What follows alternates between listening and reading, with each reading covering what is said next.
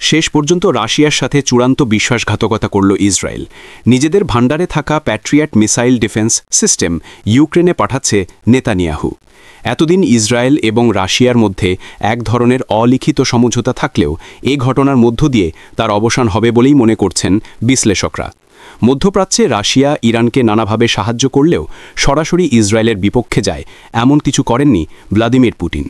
কিন্তু নেতানিয়াহু ইউক্রেনকে missile system দেওয়ার মাধ্যমে যেন পুতিনের পিঠে ছুরি বসালেন।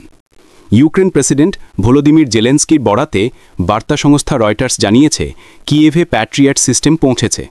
খুব শীঘ্রই নতুন দুটি প্যাট্রিয়ট সিস্টেমও পাবে ইউক্রেনীয় বাহিনী। জেলেনস্কি এই ঘটনা স্বীকার করলেও ইসরায়েলের ব্যাপারে চুপ তেল আবিব। কিছু না জানালেও তাদের এই পদক্ষেপ মস্কোকে ক্ষুব্ধ করবে তাতে কোনো সন্দেহ নেই। মস্কোর বিরুদ্ধে যুদ্ধে প্যাট্রিয়ট ক্ষেপণাস্ত্র প্রতিরক্ষা ব্যবস্থা ইউক্রেনের সেনাবাহিনীর জন্য বেশ সহায়ক হবে বলছেন বিশ্লেষকরা। মার্কিন সংবাদ মাধ্যম অ্যাক্সিওস জানিয়েছে, ইসরায়েল থেকে প্যাট্রিয়ট এয়ার ডিফেন্স সিস্টেমের জন্য প্রায় 90টি ইন্টারসেপ্টর ক্ষেপণাস্ত্র পোল্যান্ডে পাঠানো হয়েছে। সেখান থেকে এগুলো ইউক্রেনে পাঠানো হবে বলে জানা গেছে।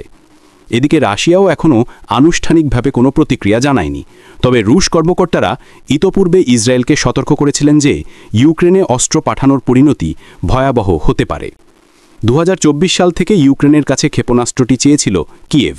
তবে মস্কো তখন তেল আবিবকে এ ধরনের পদক্ষেপের সম্ভাব্য পরিণতি সম্পর্কে সতর্ক করেছিল।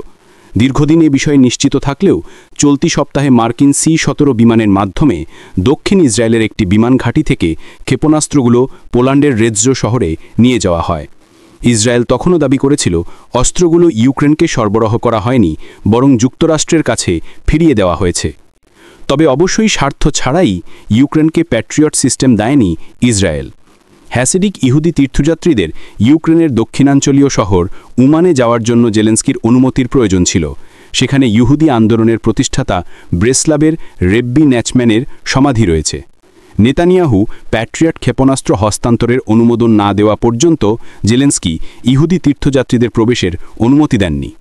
এতদিন রাশিয়ার প্রত্যাখ্যানের আশঙ্কা এবং ইরানের সঙ্গে উত্তেজনা বাড়ার ভয়ে ইউক্রেনকে শুধু মানবিক সহায়তা দিয়ে আসছিল ইসরায়েল। তবে 2022 সালের ফেব্রুয়ারিতে রাশিয়া ইউক্রেন যুদ্ধ শুরুর পর থেকে ইউক্রেনকে এই ক্ষেপণাস্ত্র সরবরাহ ইসরায়েলের সবচেয়ে বড় গুরুত্বপূর্ণ অবদান হিসেবে দেখা হচ্ছে।